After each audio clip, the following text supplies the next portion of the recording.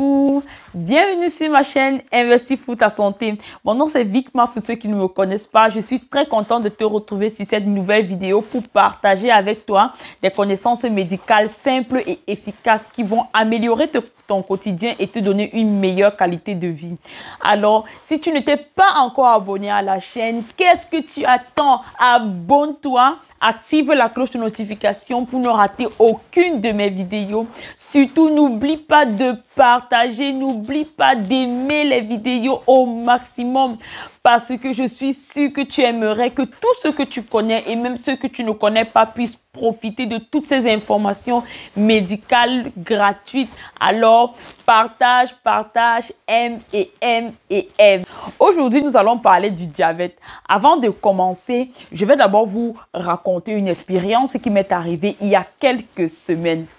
Alors, il y a quelques semaines, en partant faire mes courses, j'ai rencontré sur mon chemin dans le bus une jeune Africaine qui parlait au téléphone. Elle avait une conversation vraiment très intéressante. Ne dites pas que j'écoute aux conversations, hein. Vous-même, vous connaissez, nous les Africains, quand on parle au téléphone, vraiment, personne ne peut ne pas nous écouter. Donc, cette conversation m'a vraiment beaucoup inspiré pour cette vidéo et je veux aussi partager cette expérience avec vous. La jeune femme en question qui était à l'intérieur du bus était en train de parler avec sa mère ou sa sœur.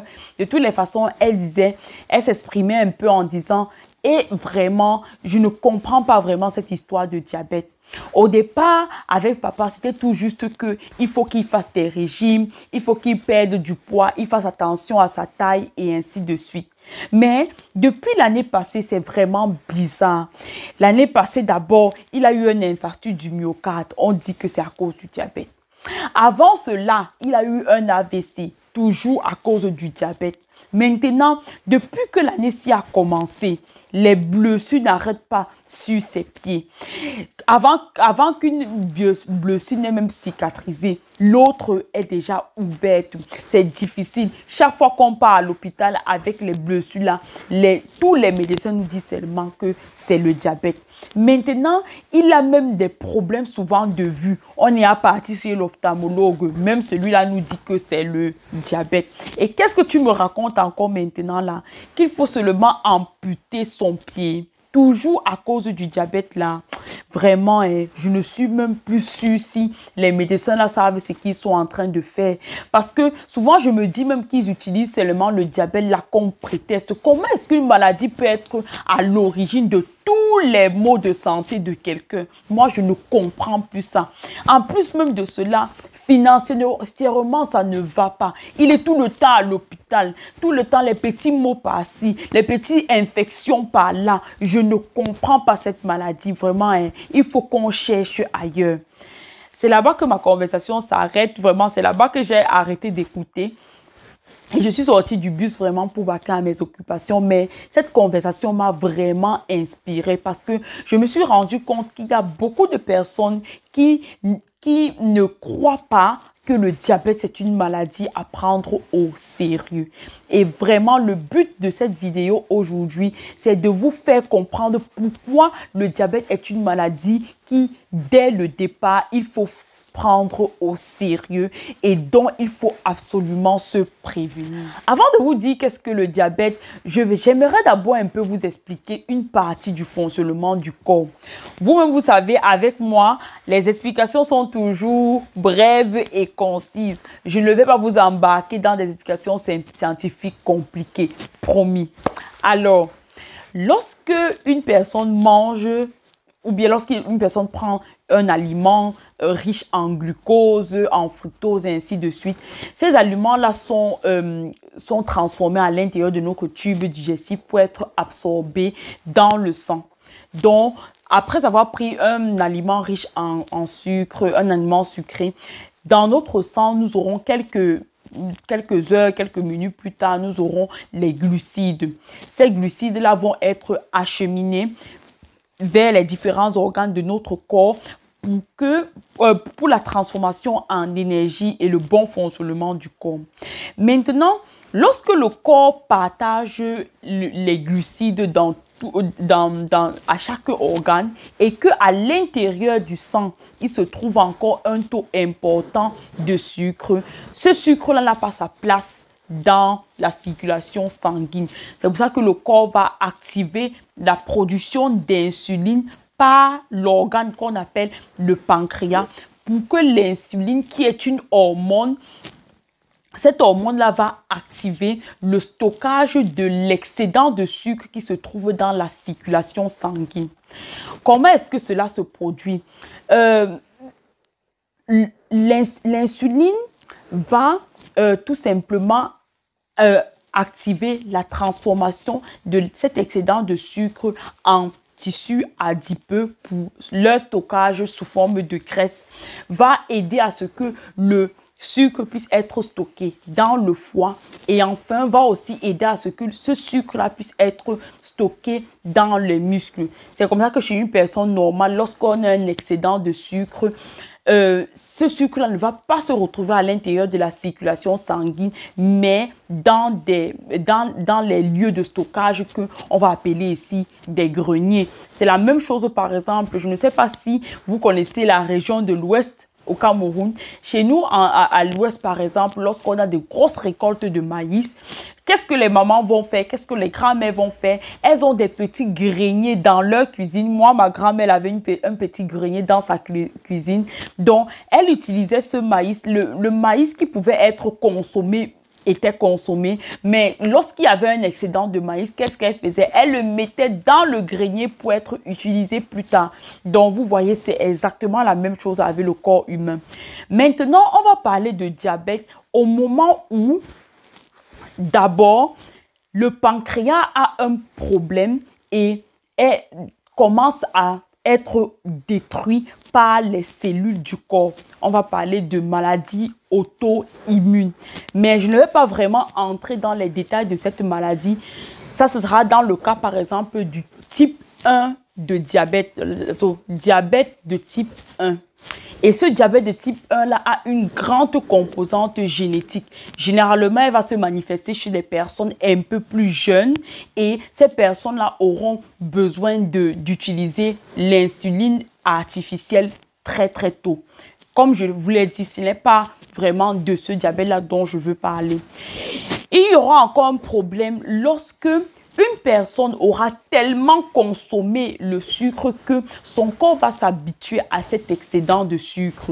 C'est-à-dire que lorsque le pancréas va produire de l'insuline, il y aura tellement de sucre, tellement d'excédent de sucre à l'intérieur de notre circulation sanguine que le pancréas ne pourra plus produire assez d'insuline pour stocker tout ce sucre-là dans le foie, dans les muscles et sous forme de graisse, comme nous avons vu.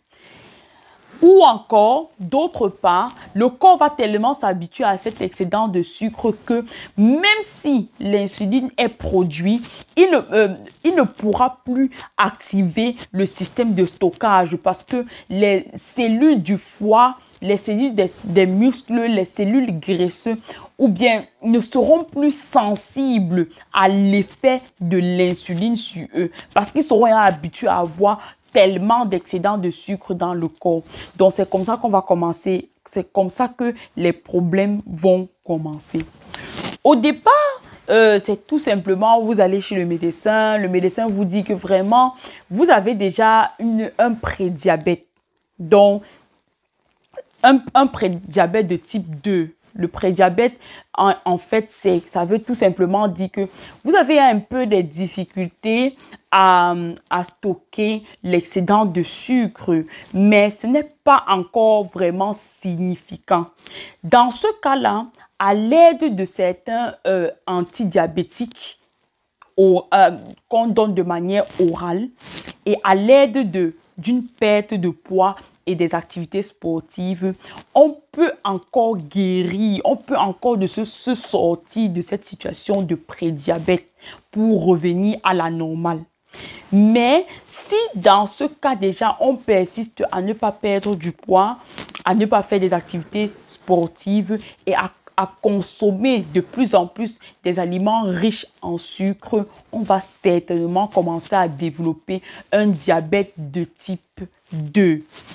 Maintenant, le problème avec ce diabète de type 2, c'est tout simplement que l'excédent de sucre qui est produit dans notre circulation sanguine et qui sera en permanence très élevé, va commencer à s'accumuler sur la paroi de nos vaisseaux sanguins et va commencer à altérer nos vaisseaux sanguins. Pas seulement à un seul endroit, mais dans tout le corps humain. Donc, c'est à travers l'altération de nos artères que le diabète va commencer, après quelques années, à faire de graves complications. Les complications qui vont être engendrées par le diabète sont multiples. Nous aurons par exemple au niveau du cœur, à cause de l'altération des artères du cœur, les diabétiques ou bien les personnes atteintes de diabète vont développer très souvent des infarctus du myocarde. Au niveau du cerveau, à cause de l'altération des artères du cerveau, les personnes atteintes de diabète vont développer des accidents cardiovasculaires appelés communément AVC.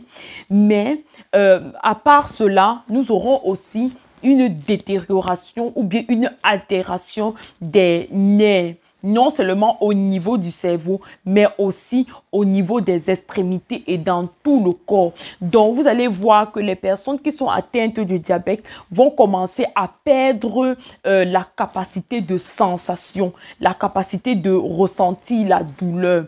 Ils auront très souvent des blessures sans s'en rendre compte, sans ressentir la douleur, et c'est très dangereux parce qu'ils peuvent par exemple perdre du sang dans par une blessure s'ils ne sont pas attentifs, perdre du sang, et c'est comme ça que ce sont aussi des portes ouvertes pour des infections. À part cela, à cause de l'altération des artères, ces personnes-là vont aussi très vite développer une insuffisance rénale jusqu'à avoir même besoin de dialyse. Et en plus de cela, à cause toujours de l'altération des artères qui alimentent les pieds, les jambes et les extrémités, disons comme ça, les personnes atteintes de diabète vont développer ce qu'on va appeler un pied diabétique. Les pieds diabétiques, c'est lorsque ces personnes-là qui sont malades de diabète depuis certaines années vont commencer à développer vont développer des blessures au niveau des orteils, mais aussi à certains endroits précis des pieds. Et ces blessures-là, étant très difficiles à guérir, vont s'élargir, vont se détériorer, la peau des pieds va commencer à se pourrir, à noircir. Chez certaines personnes, cela s'aggrave au point où on est obligé d'amputer le pied et même souvent toute la jambe. À part cela, nous avons aussi une complication au niveau de la vue, parce que les personnes atteintes de diabète vont développer aussi très souvent une rétinopathie. La rétinopathie, c'est tout simplement la maladie qui atteint la membrane qu'on appelle la rétine. Ces membranes-là vont nous aider dans la vue, et lorsqu'elle est atteinte, lorsque les artères qui alimentent la rétine sont atteintes à cause du diabète, les personnes atteintes de diabète vont commencer à développer les troubles de la vue, même jusqu'à perdre totalement la vue.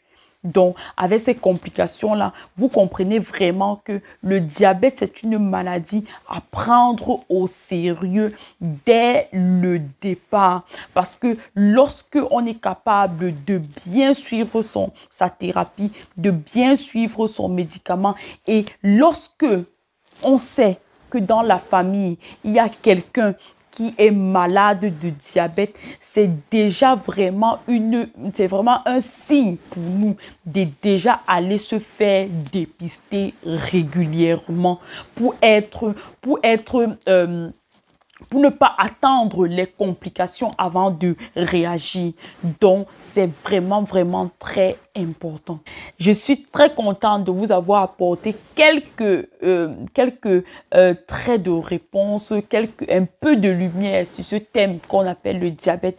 J'espère vraiment que cette vidéo va vraiment vous aider, va vous aider aussi à mieux comprendre cette maladie très complexe. Et si vous avez des questions, n'hésitez pas de me les faire de me les écrire dans les commentaires. Et surtout, dites-moi aussi si vous avez déjà eu une expérience avec le diabète. Je serai très ravie de vous répondre. Vraiment, merci de m'avoir suivi jusqu'à la fin et à la prochaine. Au revoir.